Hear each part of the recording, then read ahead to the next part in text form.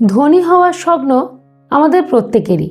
আমরা সবসময় চাই নিজেদেরকে যাতে আমরা ধনী হতে পারি বা আমরা যাতে অনেক টাকার মালিক হতে পারি। অনেক সময় কি হয়, আমরা নানা রকম পথও বেছে নিই।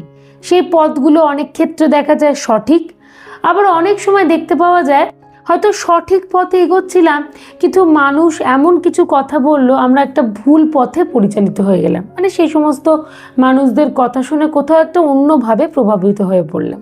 এরকম ঘটনা আমাদের হয়তো অনেকের সাথেই ঘটে থাকে।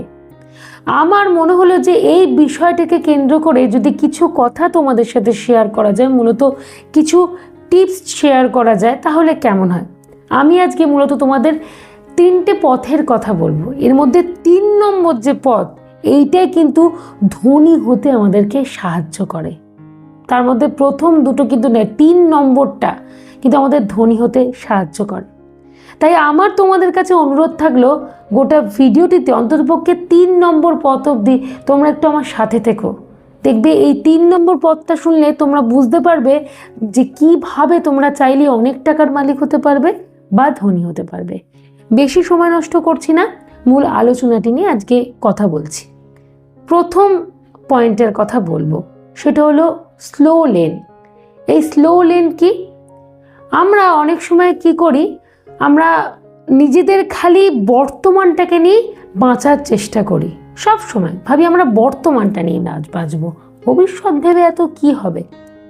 ধরো যে পয়সাটা আমরা ইনকাম করছি সবটাই খরচা করে দিচ্ছি। তোমরা একটু চারপাশটা খেয়াল করলে বুঝতে পারবে, অনেক মানুষ আছে যারা মাস গেলে হয়তো 50,000 টাকা মতো ইনকাম ঠিক করে ফেলছে, কিন্তু 50,000 টাকা ইনকাম করার পর হয়তো পুরো 50,000 টাকাটাকে খরচা করে দিচ্ছে। এমনকি আবারও ইএমআই নিচ্ছে, মানে ইএমআই আবার প্রত্যেক মাসে গুনতে হচ্ছে।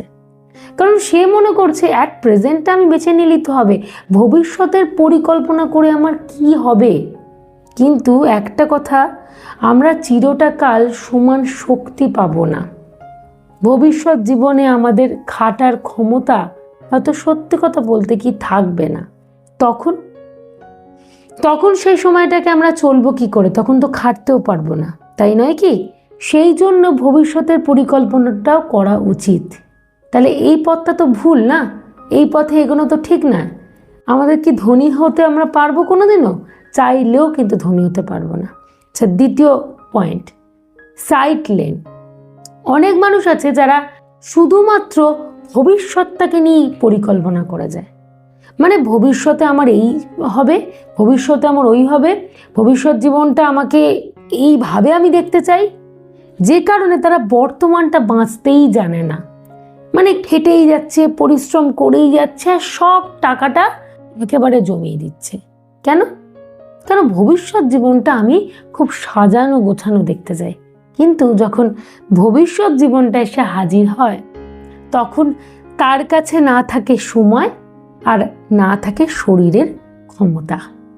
তখন সে চেষ্টা করছে যে না, আমি কোথাও ঘুরতে যাব বা একটু আনন্দ মজা করব, কিছুই পারছে না। কেন বলো তো পারছে না? তার কারণ তার কাছে তো কিছুই নেই, তার কাছে সেই সময় নেই, তার কাছে শরীরের সমস্ত ক্ষমতা হারিয়ে গেছে, চাইলেও সে কিছু করতে পারছে না। জীবনে কোনো কিছু অতিরিক্ত ভালো না, যখন যেটা দরকার ঠিক তখন সেটাকে আমাদের করতে হবে, আর আমরা এইটাকেই বুঝতে কিন্তু পারি না। এই তাহলে পথটাও তো ঠিকঠাক হলো না। এবারে আসছি 3 নম্বর পথ। তোমাদেরকে প্রথম থেকে ওয়েট করতে বললাম না? প্রকৃত ধনী হতে গেলে বা অনেক টাকার মালিক হতে গেলে এই 3 নম্বর পথটাই কিন্তু ভীষণ পরিমাণে জরুরি। এটা হলো ফার্স্ট লেন। এটা কি?